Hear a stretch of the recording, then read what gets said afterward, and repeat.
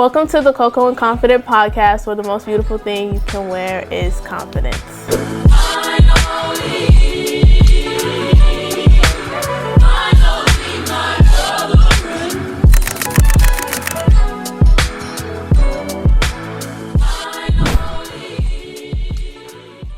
Hey everyone, welcome to the Coco and Confident podcast, where the most beautiful thing you can wear is confidence.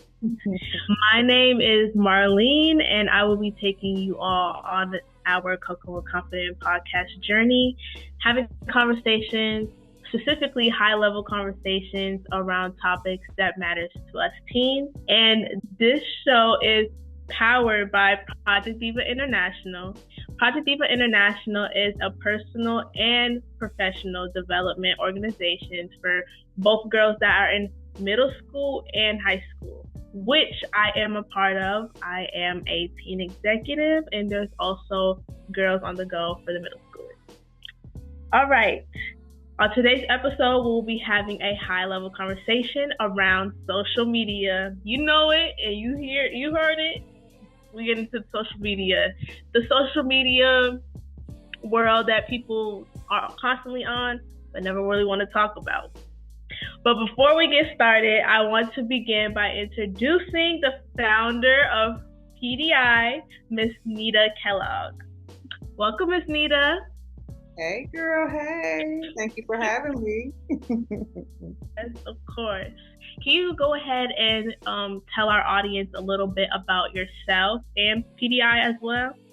Absolutely. So, hello, audience. I am Nita Kellogg, Nita Renee Kellogg, the executive director and founder of Project Diva International.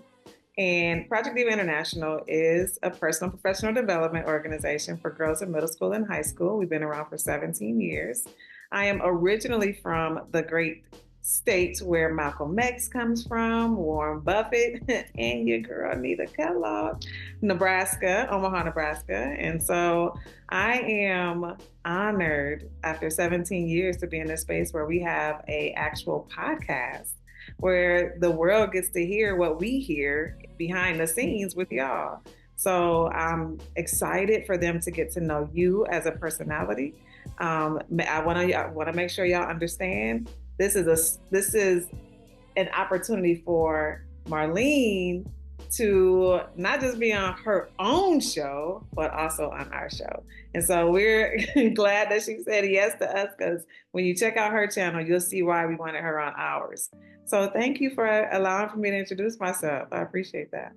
Yes, of course. Thank you for going into detail, giving us a little insight about who you are. And we'll go ahead and jump in today's episode. Okay, Confidence Crew, that's the name. Y'all should stick to it, keep it in the back of your head, because, on this show, y'all are the Confidence Crew. Okay, Confidence Crew, the discussion for the day, if you will, with how we see each other as teens when it comes to social media. What is the experience mentally, emotionally, or maybe even physically helping or hurt our generation? What do we experience as a whole that is both hurting us mentally or emotionally? And is it either helping our generation or is it hurting our generation? Okay. Ms. Nita, did you want to give a little insight? I mean, it's perspective. I personally am off of all socials. And it's because of exactly that question. It's a intergenerational question, because once MySpace, then Facebook hit the scene, it has sucked all of us into it, right? And so my reason for not being on social media is that I cannot control the thoughts of me seeing other people. Not so much win, but win. When I've been in the game for 17 years, it's like, how did they get that? And I've been doing this I can't control that. And I don't like the way it makes me feel, the comparing of. And so because I know that it's a challenge for me, my remedy is to just not be on it.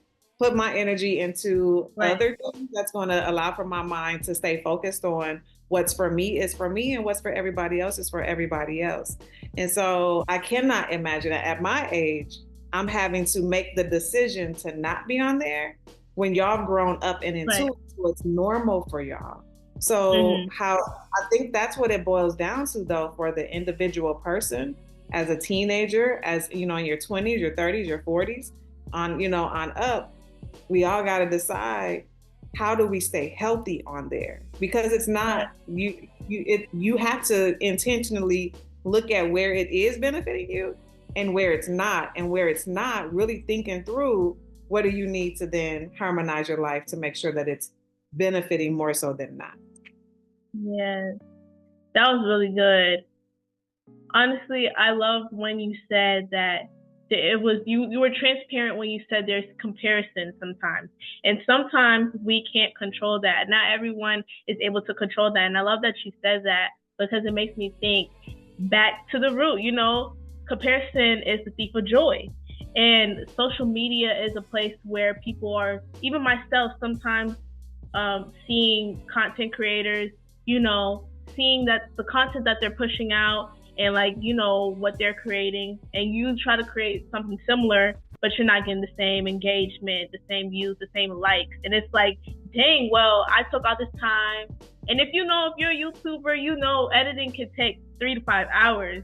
So you're putting in so much work and energy into something that you love, and then you put it out there, and it's like, dang, why am I not getting that same engagement, And one thing that I'm learning is that if you're going to be on social media, right, and if you want to be posting and, you want to be seen, right, because that's what social media is about. You want to be seen. It's important for you to be on there because you, how do I put this? Like, you are pushing out your content because that's what you love to do. Don't do it for the views. Don't do it for other people. Don't do it for people pleasing, instant gratification. Do it because that's what you love. Because one thing, let me clock y'all right quick. One thing I've noticed is people are like, oh yeah, I want to be a social media influencer because I'm trying to get this bag.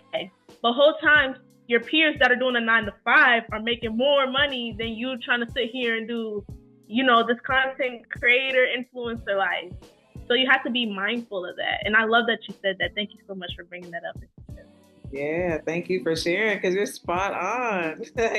You get so many engagements and you really get down on yourself, and then you fall into this space where then you slow down doing your work, and that's just, it's too much. And then when I think about also what you said, when you think about how some people use this space because they do like to get the likes, right? Like they want to show off their clothes or they want to show off those things. It's also thinking through if you can take the heat, right? Like, because when you put your whole life out there in socials, like you can't be mad. Like you have to be prepared for the world to respond, right? Yes. Unless you have strong, like unless you have like, what is it called? Like strong, what I'm trying to say, Marlene, tough skin. Tough skin. Like unless you have that, you don't need to be on there. And again, that's a decision that people don't slow down to sit with. But then also what I found is that when people are always on social media, they're not dealing with their stuff. No. Because they're scrolling.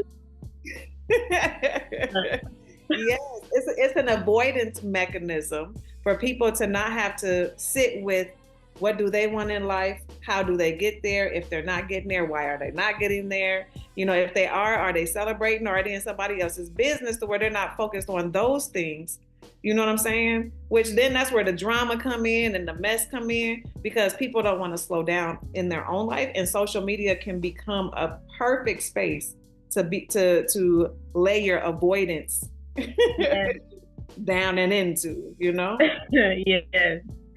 Oh my goodness, I have to touch on that right quick. What you said, if you don't have tough skin, get up off there. Because honestly, growing up on social media at a young age, like I'm talking like second grade, it's crazy. Second grade being on social media, And just knowing who I am, I've always been such like a sensitive person, which I'm starting to learn that you have to build tough skin because the world ain't kind. Just to give a quick example, I had posted my homecoming dress, celebrating my homecoming night, and someone had commented. They were like, you should have went all out. That dress, I mean, it's cute, but you should have went all. I'm like, like, wait. Wait, and it's I had posted something for it's now that y'all know, we're doing introductions. I am Heart Liberian, so I had posted something for Liberian Independence Day, and someone had came at me crazy. I had to backtrack. I'm like, okay, I have to understand that I am doing social media. I want to do YouTube. I want to, create content online. I cannot respond to every single comment. And that's something I'm still learning, because even though I did clock them, I can't keep doing that because it as you grow, you're not gonna have the capacity to do it. Yeah. So that's just something I just want to throw that out there. Like, if you want to do social media, you can't respond to every single thing because you're wasting time. That person done gone on by their business. They don't even have a profile. They don't have their face on their profile. Just let it be. You have to have thick skin. And I know one of the most sensitive spaces is suicide, right? Yeah. And for Black girls in particular, since 2011, we know that it's been up 182%, right? Mm-hmm. That many girls are checking out. And a lot of times it's because nobody stopped by to tell them that they need tough skin if they're online, that they shouldn't be on there all day, that go get outside, right? Get you some nature, be able to harmonize this with life, right? Understanding that this is literally all entertainment, right? And so I feel also, when it comes to social media, answering your question of whether it's hindering you or it is benefiting you, again, each person who chooses to hit the Facebook page when they pick up their phone has to make some decisions on, if I am mentally not well, this is not the space to be. Right? Like, really going and think about getting some support. And I know a lot of times people push us to therapy, but there's so many types of therapies, right? Like last night, one of my sister girls came home to do her first comedy special. She about to blaze everywhere. Ashley Henderson, my cool Ash, is her hashtag on all socials. And so as she's come home, I took two of my friends with me to this comedy show, and I showed them what I mean by when I say this is my comedy therapy. Like literally, I use comedy as my therapy, and I've been following 7 to 8 local artists to where now she's moved out of the state and she's come home to do her first special, right? So this has been my therapy for 8 years intentionally, right? And there's also, I have a sister girl, Dr. Altricia Foster, who founded Cake Therapy, where she takes mothers and daughters, through baking together, and she has these mindful moments. So while your cake is in the oven, she hit the 5-minute meditation button, she slows you down, she has you breathing together, right? So a lot of times, I know as Black people, we're waiting to find Black therapists because we want somebody who can understand it. And I'm not saying that's not a good thing. I'm saying that they're so limited that our lives are still going on while we're trying to get in to see a therapist. And sometimes therapists themselves are not as healthy as they should be. So at the end of the day, you still got to take care of yourself, or they switch positions, right? Because they're still figuring out their careers too. So she might be able to work with you now, but then in a year, she might switch businesses. You can't come along with her. So you're back to square one. So we have to take the initiative to find ways to calm our own selves down, right? And thinking of all types of therapy. You got music therapy, you got swim therapy, you got, all these things. So it's us getting creative with our own therapy and then tapping into those spaces that can then feed us from there. Mm-hmm. That's good. And, going back to the question, it all depends on the person. I think you had mentioned before, being able to get off the phone or, not being on the phone at all.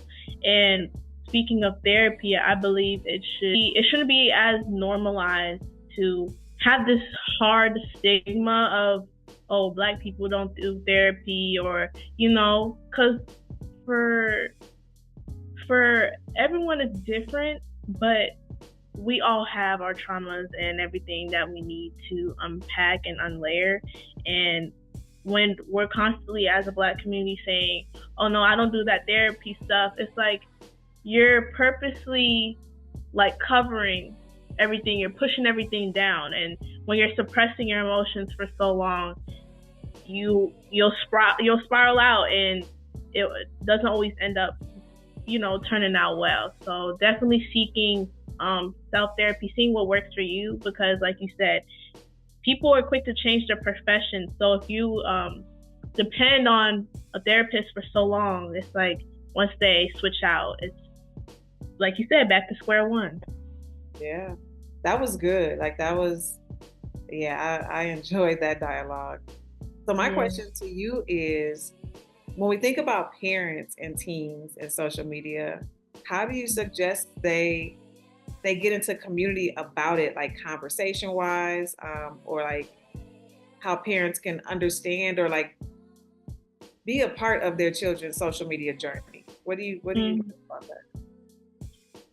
I think it's so hard nowadays, I want to say, because some parents have created this space in their home where the child has become secretive about social media. So in the perspective of a child or a parent wanting to build community or like a safe space for them to be able to have that balance between, the parents being a part of their social media life, it's kind of hard, because it's like, okay, my parent is trying to be a part of my social media life. What happened? It kind of it's like a wall. But I think that parents should try to set the non-negotiables about social media, how much time they're spending, kind of not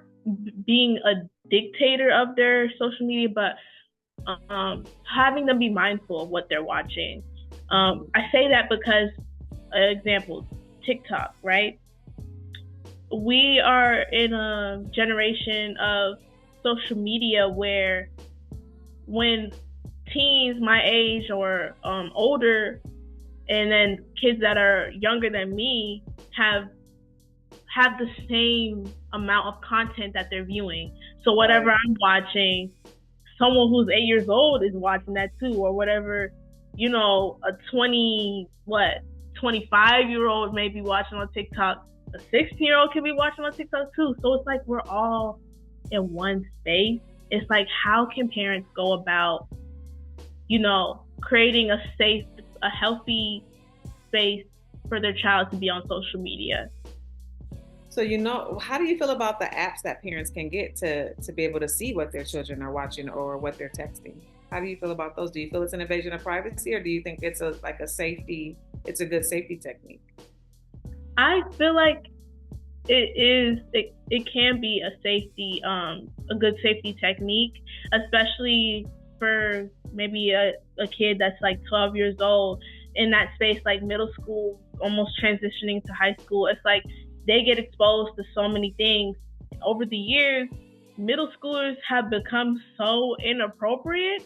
It is crazy to me. Like, some of the stuff I heard when I was in elementary school, middle school, it's like it was still crazy. But what's coming out their mouth in this generation, I'm like, where's your mother? Where's your mother? Because I'm gonna pop you myself. But I feel like it would be great for parents, like, they feel like my child's school it has so much exposure to all these things. I feel like it'll be a good leeway to, okay, we can check in. Do you think this is something healthy for you to watch? Instead of coming like, oh, why are you watching this? Coming at them, because that just creates a child to be more secretive. But I think it would be good. I want to say it's too much of an invasion of privacy, especially since there's so much happening, you know. But everybody's different, you know. Some of my age might be like, "Oh no, that's too much," but you know, that's my take. Listen, if they ain't paying the bill, baby. And it's on your phone. Yes. I agree with you. I feel like it's a great accountability space to walk young people into. If they know somebody, if they know their parents can actually see what they're saying, you're going to be mindful, like you said. Yeah. Mindful of what you're watching. And if something comes across you're able to say, Mom, that came across. I didn't click on that. Right. So, right. Yeah, I don't know how many parents actually do it. I do have some sister girls who do, but there's a lot I don't think that does. But I was just curious as to what y'all, what your generation was thinking about mm-hmm. I feel like it's kind of different for me because I'm not to my own horn when I say this, but I'm saying this because I am more mature for my age, so it may look different from someone who may not be as mature, like compared to me. So it's like someone who may be 16 and is not as mature as I am. They're like, oh no, I can't have that. And I don't be doing why they can't have that. I don't be doing nothing. These kids, I be looking on some of these kids' stories or like even on social media. I'm like, why you got that Hennessy bottle in your? What is going on? Like, why do you have? Where's your mother? This is where is she? You need to come now. I promise you. I'm watching it. Listen, I'm sitting back watching it too, girl. Like, ooh. Where your mom at so I can talk to her? Because how does she not know? And I think this is a good space to go ahead and talk about how does this look like, for parents, viewing what their child is watching. What does it look like for their child to be on social media, about being bullied on social media as well as being bullied in person at school? I think that it's great because not the bullying, but like I think it's great that parents are able to see that because they can catch it before it boils over. Because there's so many kids like today that check out of life so soon. It's like so many people don't be knowing, and it's like so scary because we life is so quick, everything's happening so quick that we don't check on each other now. Yeah.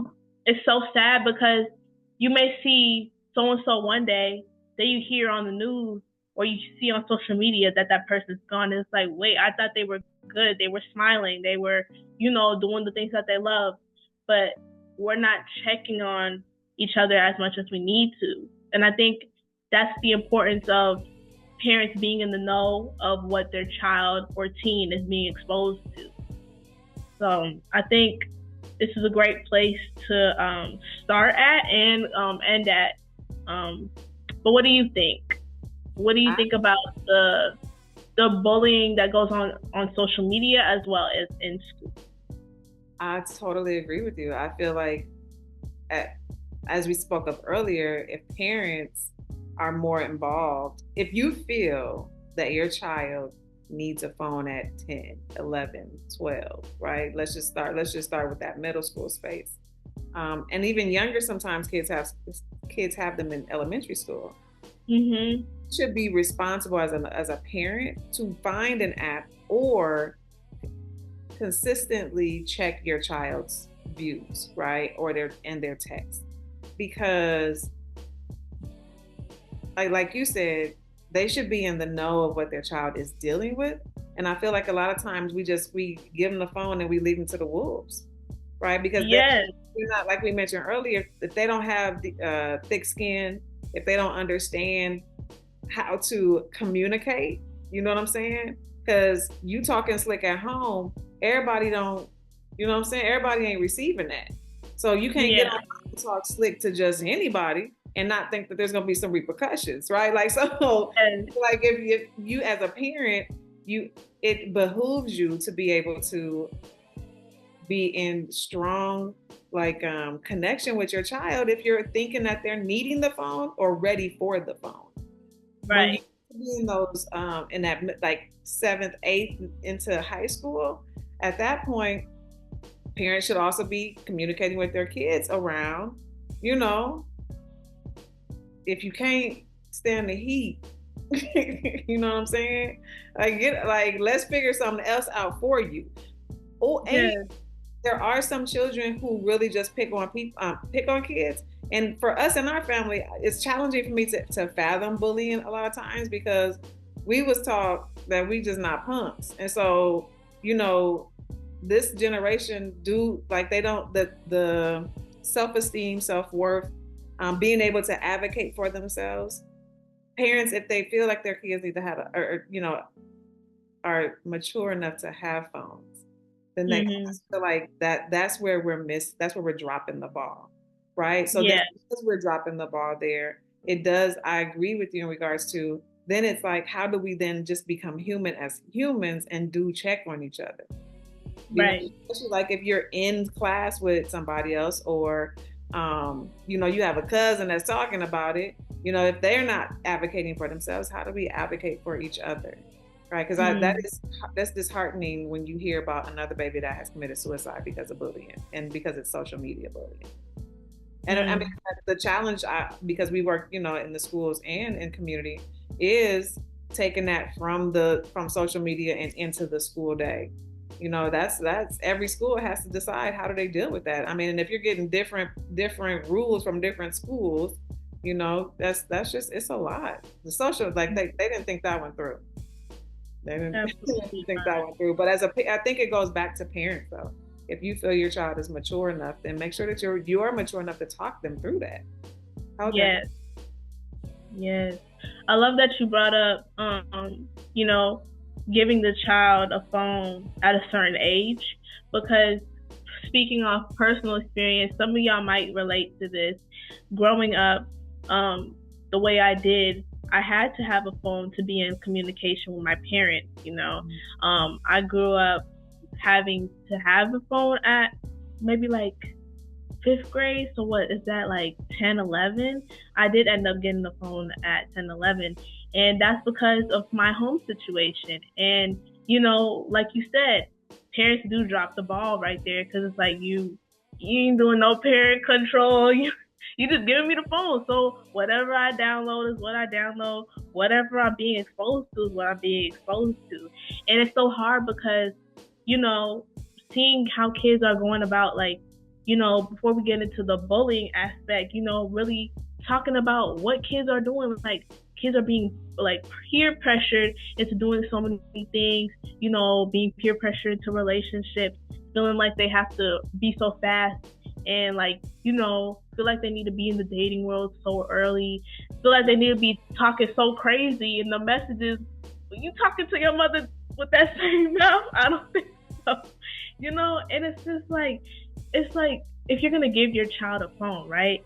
It's like, think about, do they really need that phone? Are you just giving them a phone because that's the new thing that's trending? Or are you giving them a phone because of what your home situation looks like? Trying to be in communication with your child, like, did you make it home safe?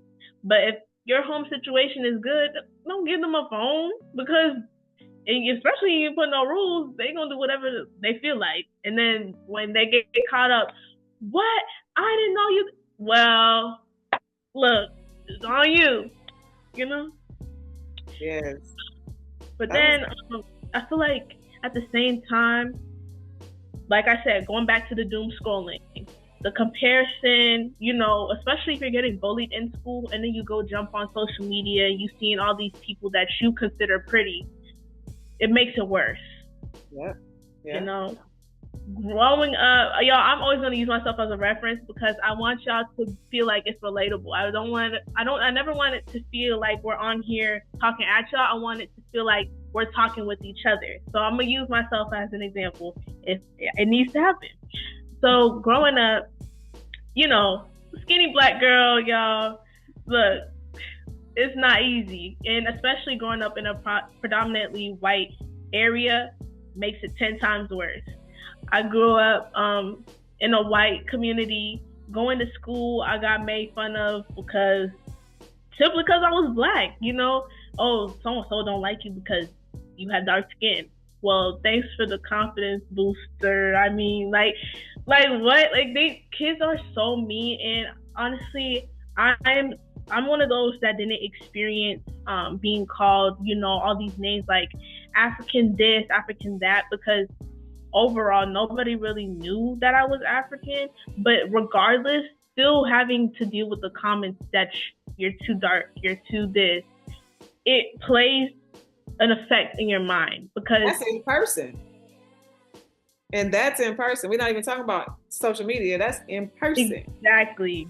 That is in person. I went through that in school, and that's not even half of what you can experience online. That's you. You're in human form, and you have to take that in. And not having something like Project Diva until later on in life, it's like it affects your self-esteem. So I'm going through school hearing like, oh, I'm dark, I'm skinny, I don't look like the girls that, the white girls, because I'm in a white school. So it played an effect in my head, and I'm thinking I don't fit in. And I thought that for the longest, because they didn't, not till recently, the school that I went to is starting to get people who look like me, more melanated people. But at the time, there was not a whole lot of melanated people in my school. So I'm thinking like, there's something wrong with me. And when you're surrounded with so many white people, it makes you think that there's something wrong with you, but there's truly nothing wrong with you. And that is how it starts. You think something's wrong with you, and then you carry that out into social media, and now you're comparing yourself every single day, trying to search up things on YouTube. How do I fix this? How do I look like this? How can I look? And it's like everything is just how to. And it's so hard because I look back on it now like, dang, I really did all that. But then when you think on it on a deeper level, it's like, that is sad. That a Black little girl constantly compare herself all the time on social media because of where it rooted from. And it rooted from a predominantly white area. So it makes you think deeper outside of the social media, outside of in person. It makes you think about what the world really is, the history behind it all. So I just want to drop that right quick. Some of y'all might relate, but it is really hard because you really do take that stuff out into social media, and now you're comparing yourself all the time. I told you, that's why I'm not on them. That's a great way to end it, how we started. Yes. Really why? Because again, I already have all those things as a Black woman to deal with. I'm in person raising funds for Project Diva International. I'm in person networking for Project Diva International. I have my own private practice, so I'm networking for that. And here in Minnesota, like you said, most of the places are predominantly white.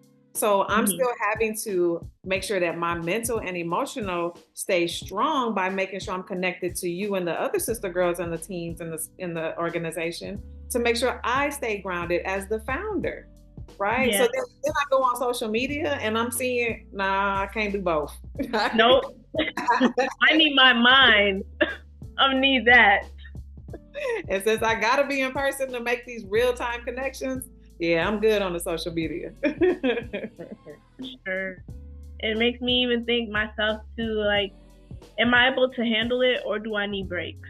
Or do I need to deactivate? Sometimes it's like, I feel like I can handle it. Sometimes it's like, dang, I be looking at myself in the mirror, I'm like, wait, something not right. You got it. It's your career, right? Or it's a part of, you beginning to make money. And so I feel it's more so just you harmonizing, making sure you're balancing on and off the screen. Yeah. So fueling to go back on with your cup full. Yes, for sure. All right, I guess we can go ahead and recap right quick. We have, what is it we experience mentally or emotionally? And is it either helping or hurting our generation when it comes to social media? Our second topic or conversation recap will be how much social media can either hinder us or benefit us. And then lastly, we have social media and bullying at school. Miss Nita, did you want to start and give your couple little takeaways on those 3 conversation topics?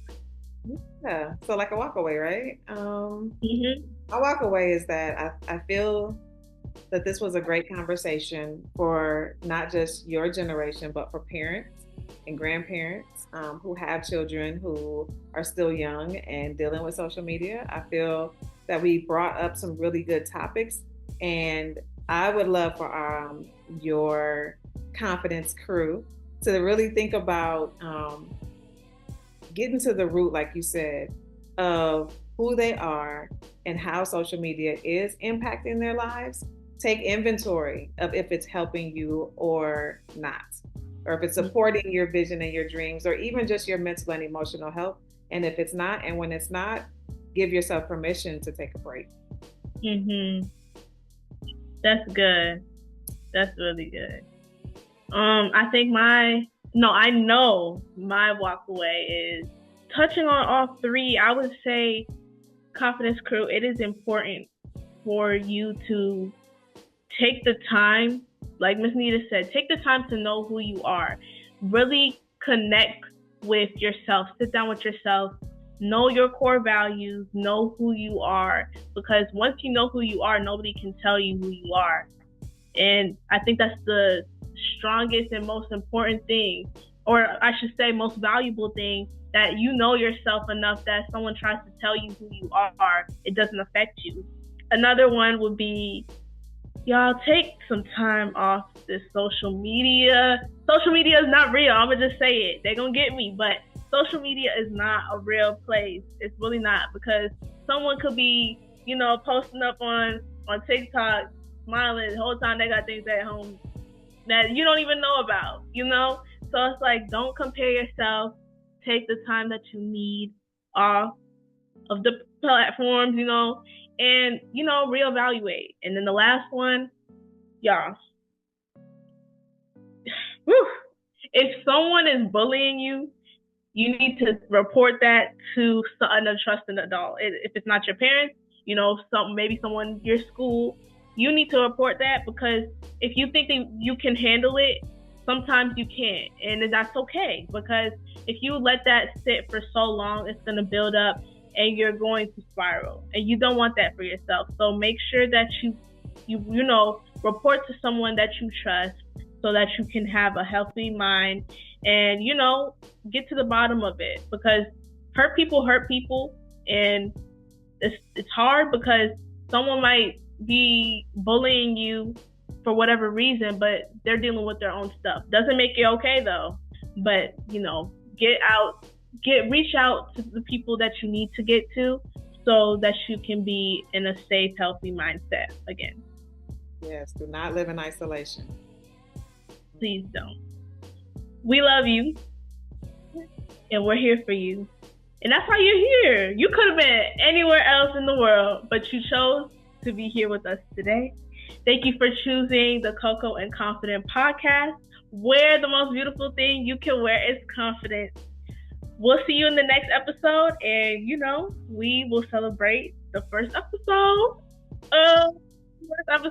Make sure y'all tune in for the next episode, and leave your comments down below. Let us know what you thought of the first episode, and we'll see y'all later.